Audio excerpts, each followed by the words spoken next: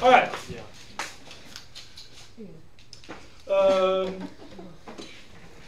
Your period 3 final is Friday morning, 9:30 something, 9:35, 37. Does anybody need me to actually research the exact starting time? Are you kidding me? I just said I did. 9:37. Thank you, 9:37.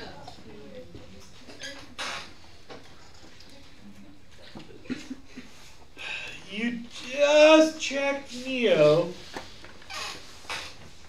Your grades should have gone up 1 or 2 different times.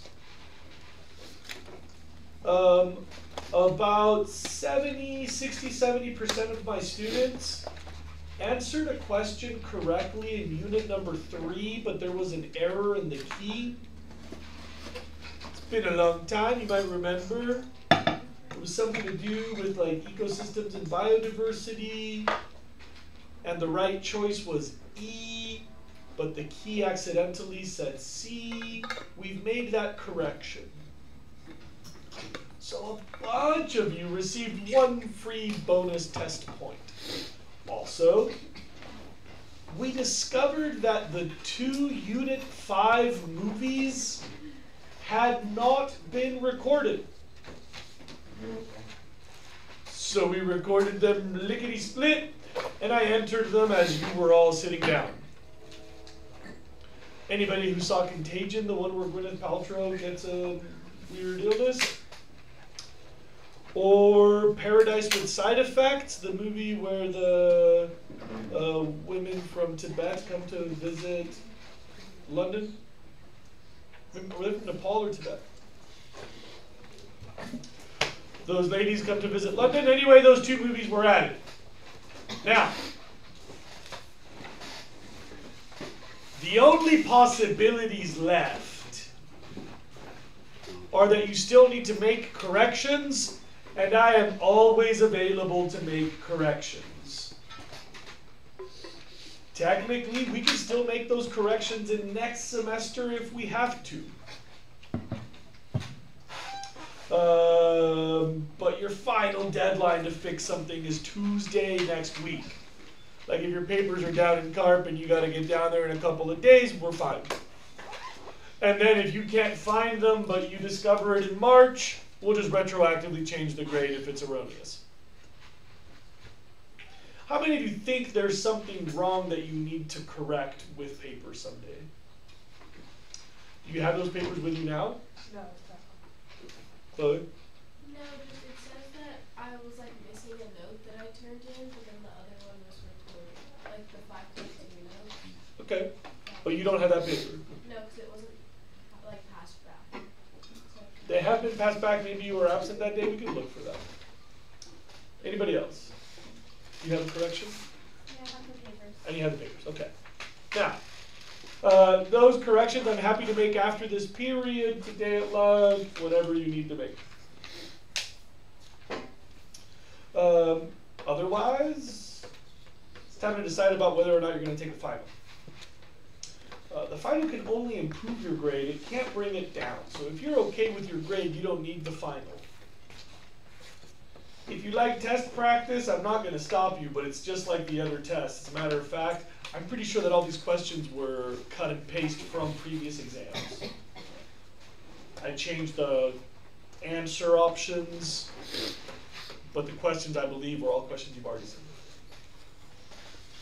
In case anybody's curious, the final is cumulative, units 1 through 5, excluding any material that was discussed, that would have been discussed during the Thomas Fire evacuations.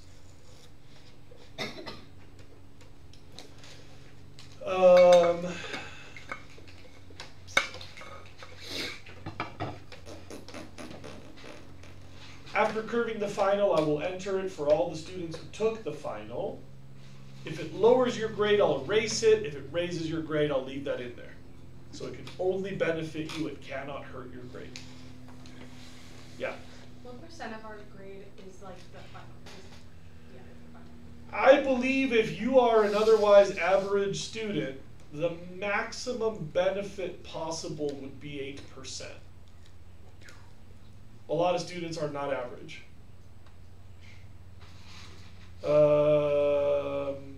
But I believe that the theoretical maximum benefit is, and we don't know what the curve is, right?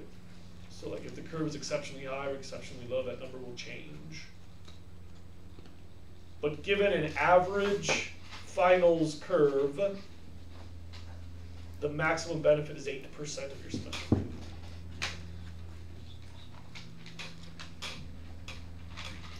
Anybody else? I want to be really, really clear about something. If you're not here during finals, I have to mark you absent. This has never been personal, it's just a legal responsibility that I am very afraid of. So no matter what, if you're not here, I mark you absent. However, you're not going to miss any class stuff.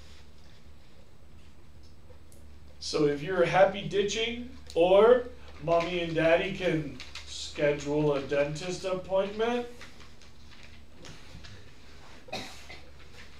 then feel free to skip the final if you don't need it to help your grade. Maybe you could better use that time to study for other finals or something.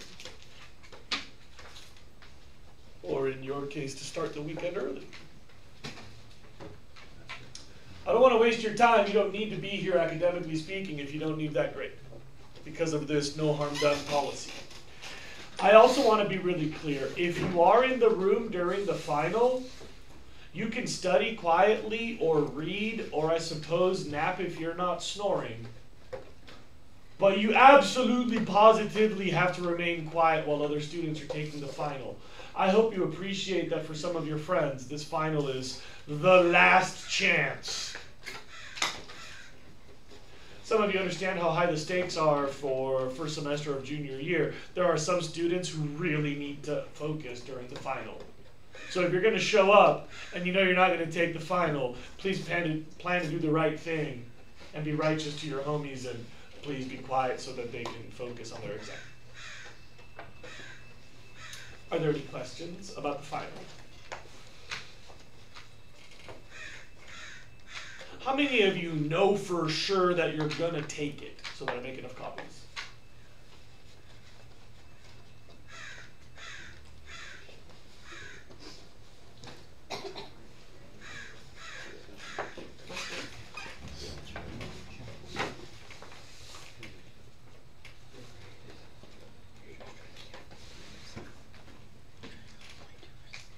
Thank you.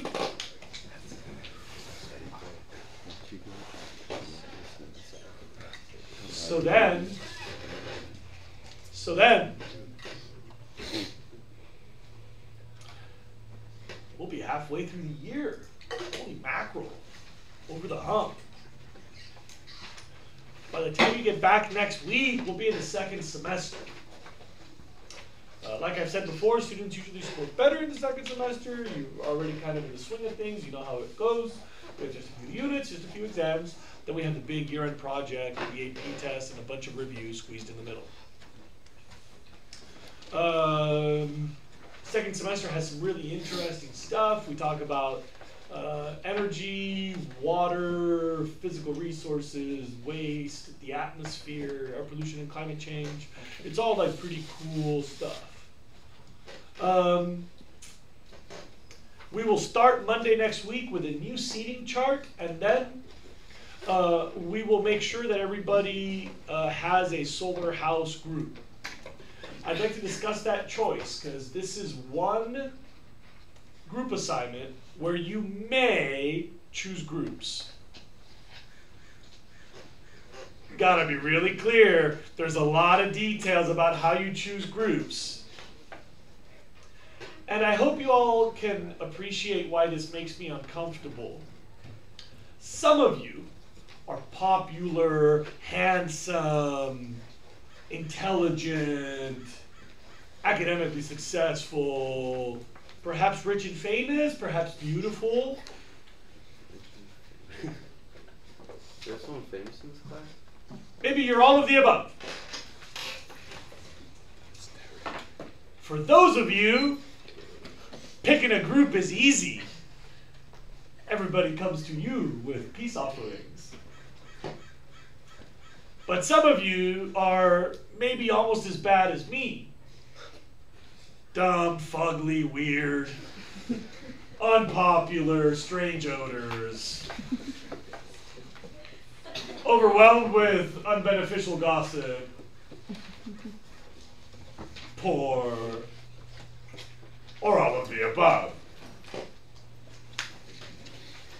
Very weird places.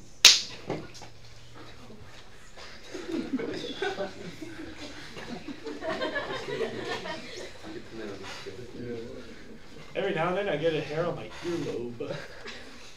That's a weird place, isn't it? Yeah, it's horrible. Honestly, I don't even know what body I'm in right now. Like, what did I do to deserve this? So anyway, as somebody who has suffered a lifetime of rejections, I'm really sympathetic when that happens in my classroom.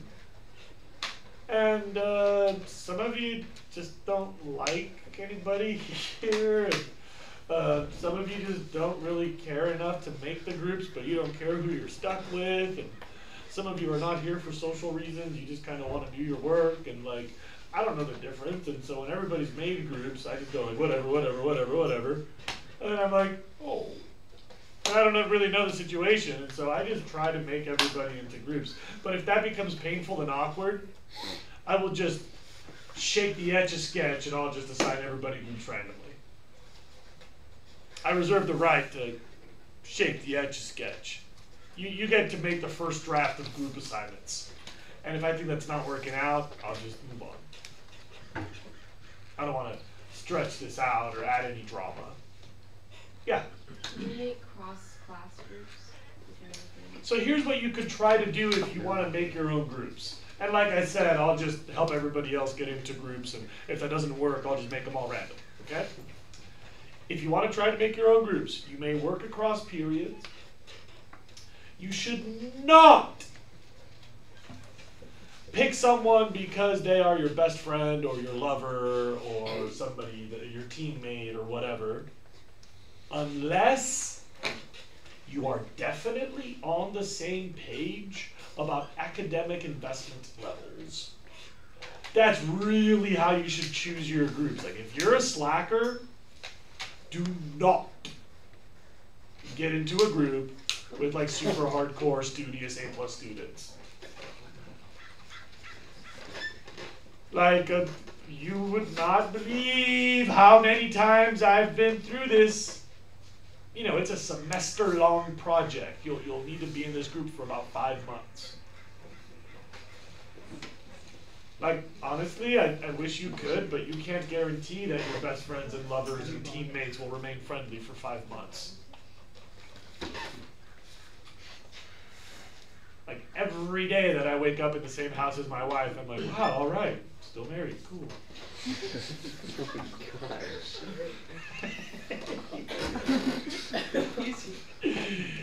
I see. Okay. Find people who are equally invested in school life. Groups of 3. They may bridge multiple periods. And if I can fit all the groups together, I'll be all right. There is the possibility that if my total number of students is not divisible by 3, I may allow a group of 2 or a group of 4. But of course, I'll make that decision for the final 2 or the final 4 students. Everybody else should try to get in groups of 3. We'll settle that on Monday. Are there any questions about that? Just so you know, if you can't agree on which 3 people you're talking about, like if all 3 don't agree that they are the 3, I count that as not in a group.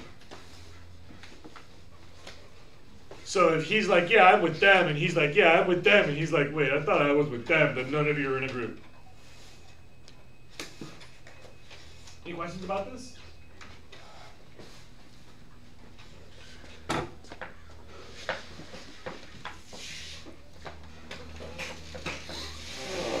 Please take out your 10 solar house elements. I'd like to go over that and then we're done for the day.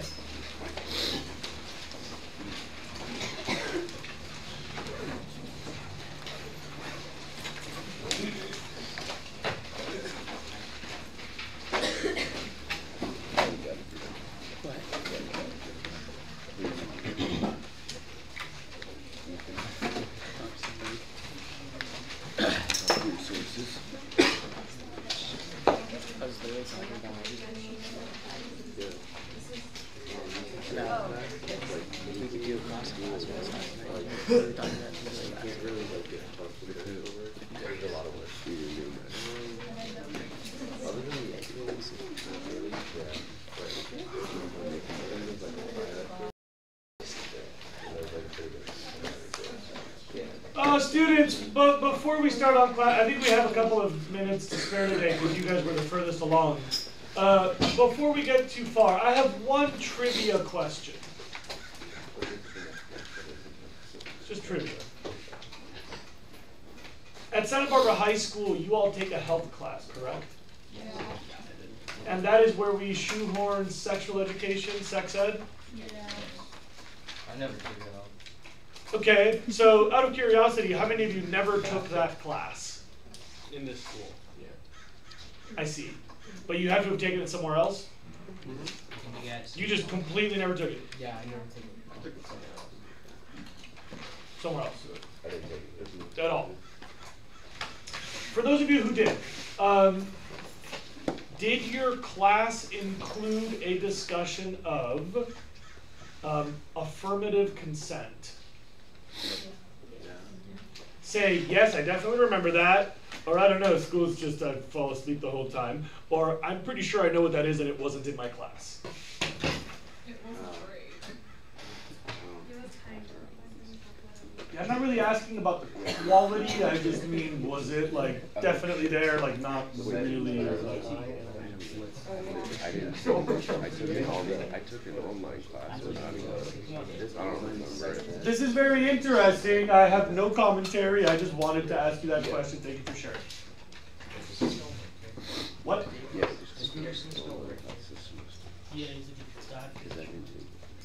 Brian Pearson? He was the health teacher for a minute there? I think still. He still teaches.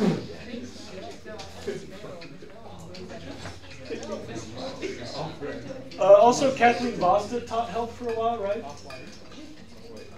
And also Miss Roberts. It's basically Right, Taylor's mom. Oh, yeah. Okay. Because this period was the furthest along of all of them, I think that we will have some free time today. Let's confirm, please. And really, we should focus on this because, like, when we get back on Monday, will be your only in-class time to work together. So it's good that we get through this part. Trust me. We did thermal mass insulation, color awnings, eaves, cross ventilation, convection, shading, residuous trees, evaporative cooling. Yeah. Thermal gain. Yeah. Where you make a hot body of air and let it in when you load. Yeah. Okay. And we were starting on the geometry, and I started to make the drawings, and that's when I blew it, right? Yeah. Hi. I've made nicer drawings, I've listed steps. I have like 20 minutes. So let's all make sure that we're on the same page. You'll need this for later, because I can show you how to set it up, but you'll need a mathematician to get the answer. How many of you remember the law of sines from a math class in high school? Or during your high school education somewhere? Okay. If you didn't know, write this down. The goal is create an eave that will block summer light but emit winter light. That's our goal. If you didn't know that, write it down. Create an eave that will block summer but emit winter light.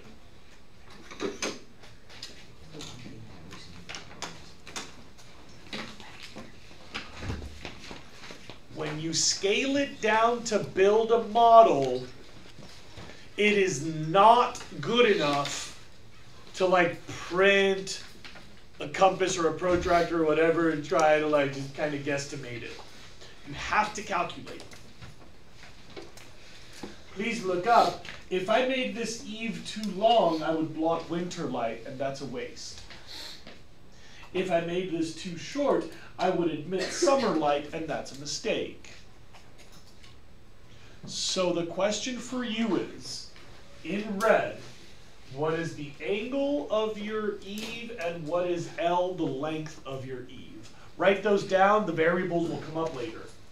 L is for the length of the eave. Alpha is for the angle of the eave.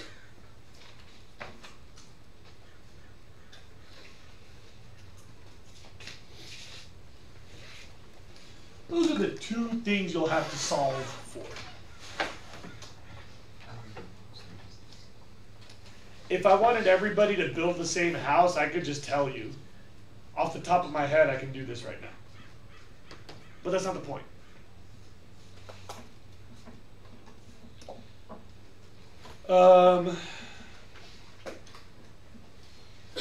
If you've read the packet, you know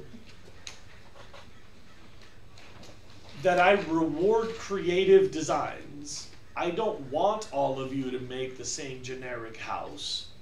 If you like Google like solar house plans image search, there's like one house that comes up first. You're not allowed to do that house. I'd like you to do something creative and interesting. I've had students make tree houses, floating barge houses in water. I've had students make subterranean houses, hobbit domes, geodesic domes, houses shaped like mushrooms. One that was like a spilled ice cream cone. I've had students make towers, pyramids. That's all good. I like that. I want you to do something wacky and creative. So I could just tell you how to make the one version, or you can pick some of your own designs, and then I'll tell you how to solve for the last part. Okay? Number one decision you have to make is how tall is the front wall. All your houses face south, because we're in the northern hemisphere, that's where the sunlight is. So question number one, how tall is the front wall? In the United States, on average, single-story houses are 10 feet tall.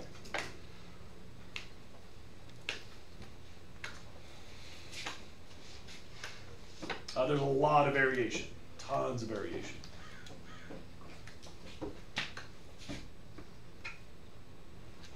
So question number one, what is the height of the wall? You may notice I've written that as capital H sub wall. It's right here. How high will your wall be? And you decide, it's your thing. Some of these kids, check out these ones. Single story in the front, double story in the back. It's actually a single second story in the back. That was wacky, right? See that?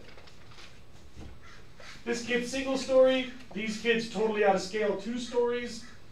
These kids totally out of scale single story, really wacky double story, a split level house with like 15-foot front wall. That's okay. You design whatever you want. 2 stories, slightly out of scale 2 stories. This is kind of neat. These guys made just like a really high roof, like a really nice house with like vaulted ceilings. So that's like a 15-foot single story house. You just get creative. Do your own thing. I don't care. Number 2, how far down is your windowsill? So measuring from that same top point, how far down is the windowsill? I'm going to guess that's like an 11-foot wall height, and I'm going to guess that we're 8 feet down in this case. Check out this one. 15-foot wall, windowsill 15 feet down, because they had a wall of windows. So 1 and 2 are the same here, because their windows go all the way down to the base of the wall. Okay? You can decide, whatever you want. Question number 3, and you designed this too. Do you want a flat roof? A pitch roof? Check out this one. You could theoretically make this work with an upside down roof that traps water. Coincidentally, worst possible design. Number 1 law of architecture, you never trap water. But anyway, you'll set that angle. You decide what works for you. If you want to make your math really easy, you could make that a 33-degree pitch. People call that 412. It's the most common, like, basic California roof design. It's called 412. For every 4 inches of rise, you go 12 inches across. 412. But I don't care. You make it whatever you want. So that will be this angle. You decide, alpha. That's up to you. You can make that a 90 degree, like this. You could make it 412, which would be another 33 right there. Or whatever you choose. That's up to you to pick.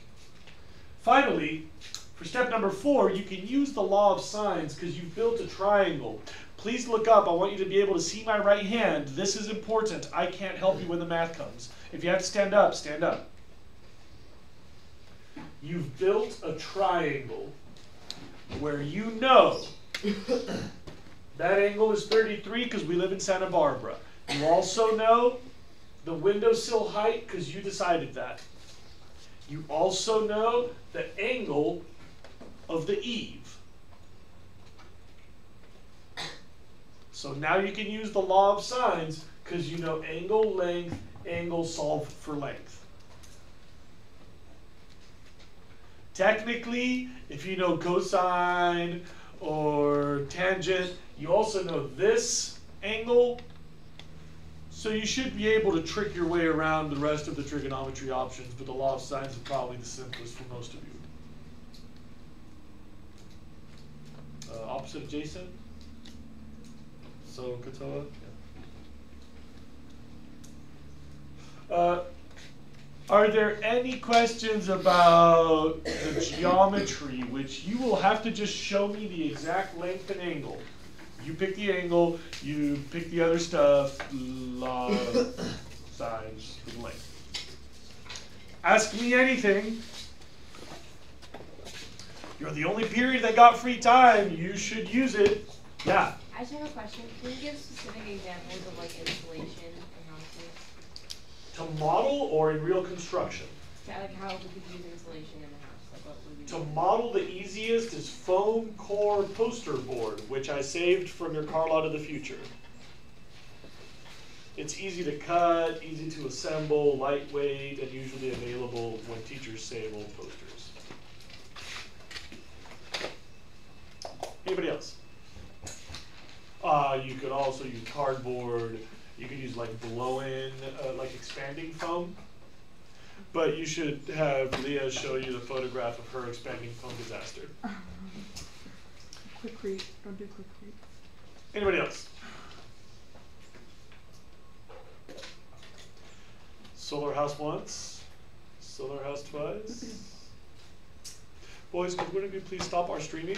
We have a few minutes of free time.